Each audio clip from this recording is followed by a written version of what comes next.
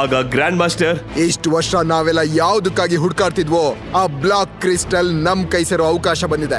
ಒಂದು ಸಲ ನಮ್ ಕೈಲಿ ಬ್ಲಾಕ್ ಕ್ರಿಸ್ಟಲ್ ಸಿಕ್ಬಿಟ್ರೆ ಇಡೀ ಬ್ರಹ್ಮಾಂಡನೇ ನಮ್ ಮುಷ್ಟಿಯಲ್ಲಿರುತ್ತೆ ಅಂತ ಫುಲ್ ಜೋಶ್ ನಲ್ಲಿ ಹೇಳ್ತಾರೆ. ಆಗ ಮುಗ್ಧ, ನಿಜಾನ ನೀವ್ ಹೇಳ್ತಿರೋದು? ಈಗ್ಲೇ ನಾನು ಅತಿ ಬಲಿಷ್ಠ ವಸ್ತುಗಳಿಂದ ಮಾಡಿರೋ ಒಂದು ಶಕ್ತಿಶಾಲಿ ಆಯುಧವನ್ನ ಸಿದ್ಧ ಮಾಡ್ತೀನಿ. ಈ ಸಲ ಬ್ಲಾಕ್ ಕ್ರಿಸ್ಟಲ್ ನಮ್ಮಿಂದ ಮಿಸ್ ಆಗಲ್ಲ ಅಂತ ಹೇಳ್ತಾಳೆ.